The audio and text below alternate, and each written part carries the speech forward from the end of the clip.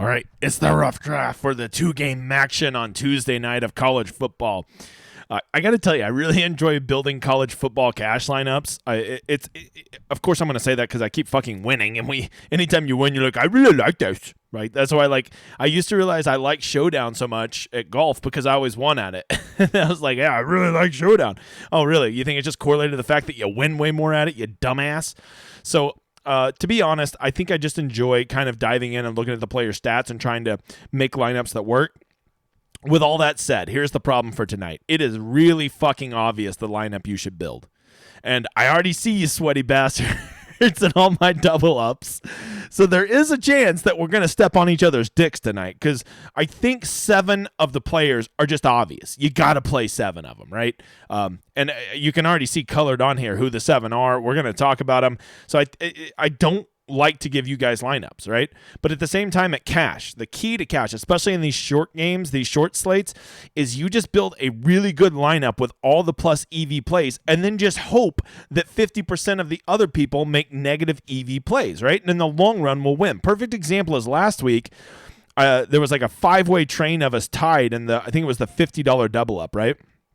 And we all had Jaren Hall, and this guy had the exact same lineup, but he had one of the slapdick quarterbacks, right? Jaren Hall was definitely the best play on the slate, and he took one of the fucking $6,000 quarterbacks, just left $2,000 on the table. That is a very negative EV play. That is stupid as shit. He basically was playing all 5 of us with Jaren Hall versus his quarterback, which Jaren Hall is going to win that matchup 80% of the time. He just happened to outscore him by 1 point that night. So instead of us, we all finished like tied second. So instead of getting a true $100 double up, we got whatever $70 or something back on our 50.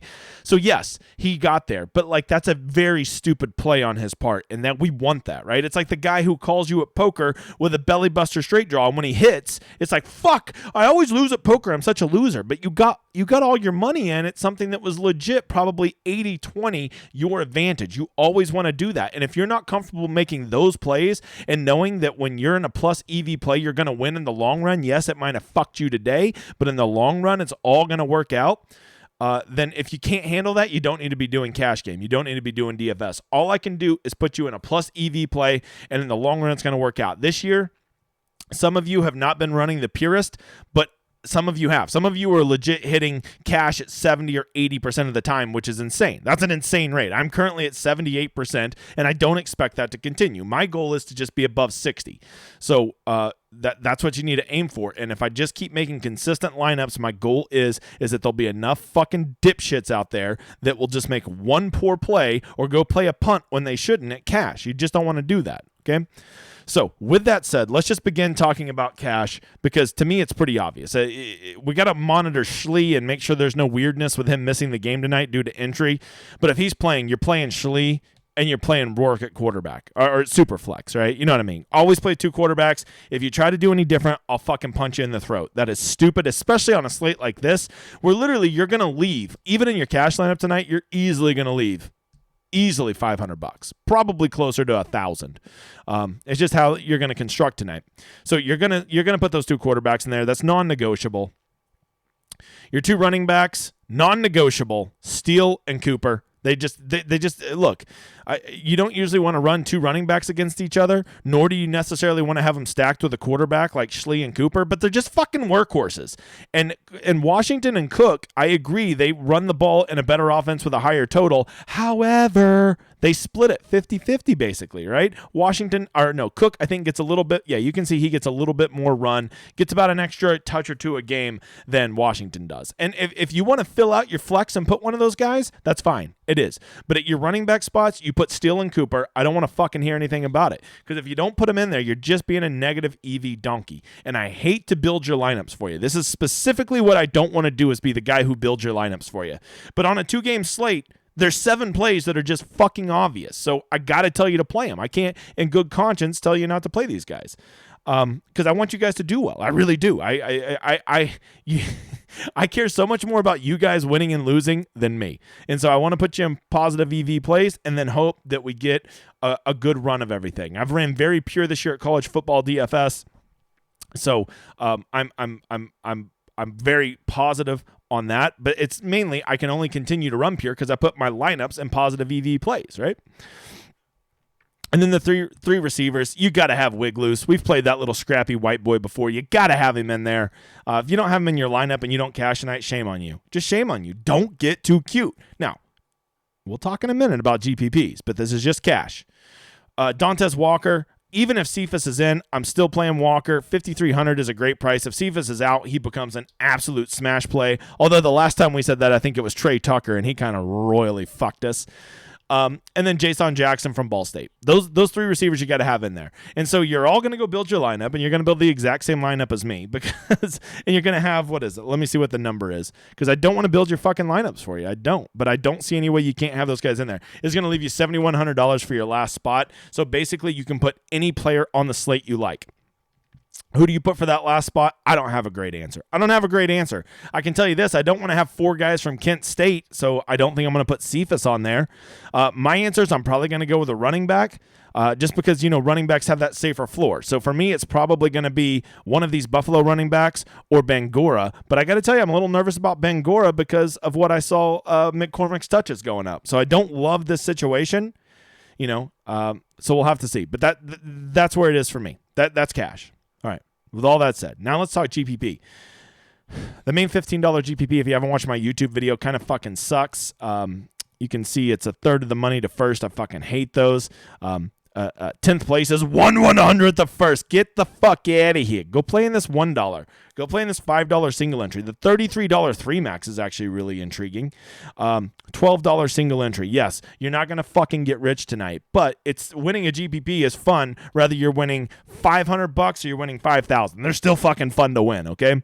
And that's just a much more positive EV play. Plus, if you're like, I want to win a bunch of money. Well, first of all, quit talking like that. Second of all, there's a ton of slates coming up this week, so there's going to be other chances to get it in. Just keep hitting singles and singles and singles, and then when a big slate comes, maybe we'll hit a home run. So some GPPs tonight. If I'm playing a GPP, obviously I want to play these guys in the blue ahead of the guys in the orange, right? They're more high upside, right? If you want to get different at quarterback tonight and you want to run Schlee, and instead of running Rourke, you want to run one of the other quarterbacks, I like Snyder way more than I like Paddock. Paddock's fucking sucked this year. And yes, you can play him as a complete dart throw who will probably be at low ownership. The ownership will be out at least 90 minutes before the editor goes in and he'll post that, right? Right now we don't have it, so I'm not going to post it. It's pretty fucking simple. So I'm playing Snyder if I want to get creative as another quarterback to play in my super flex. I guess you could play Paddock. I just don't like him. I think he fucking sucks. But I've also said guys fucking suck and they go off before. So if he's going to be low enough owned, then maybe you get in there, right?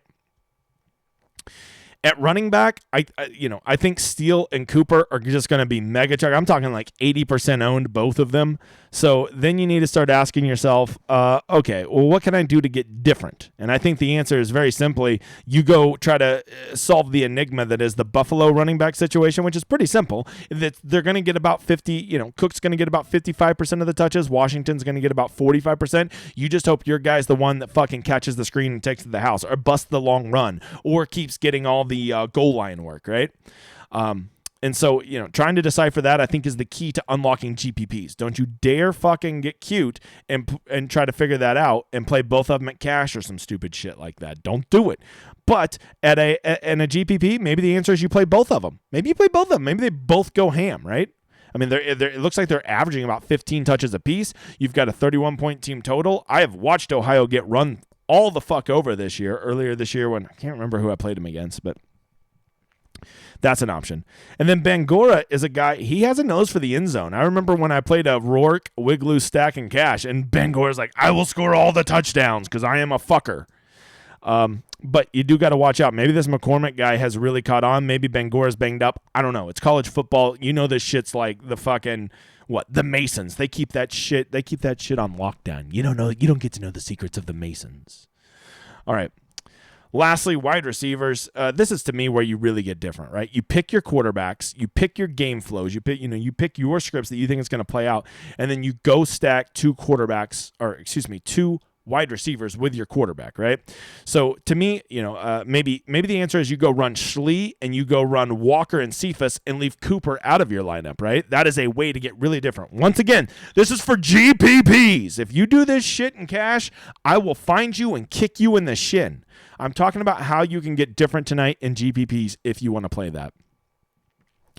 Maybe you come over here and you play Snyder, and then you go play him with Marshall and Williams. That's a way to get different. And then because you're doing that kind of weird stack, you can go eat the running back chalk, right?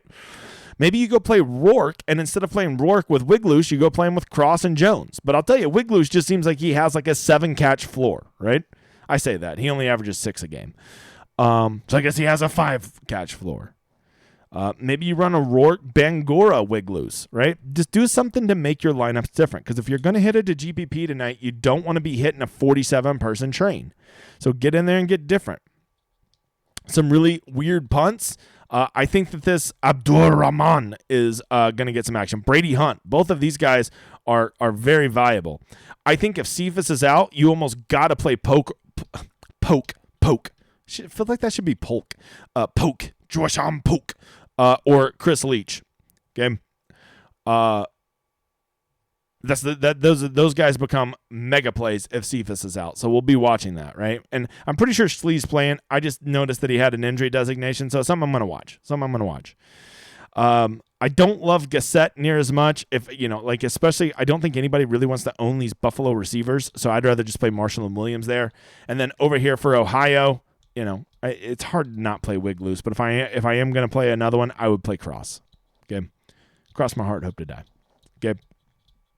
I think that's it, man. I think that's it. So it sucks that we're all going to be in the same damn double ups and stuff, but what are you going to do, right? I think there's 7 guys you got to play in cash, and then who's that last one? I guess that's how we'll all differentiate ourselves, right?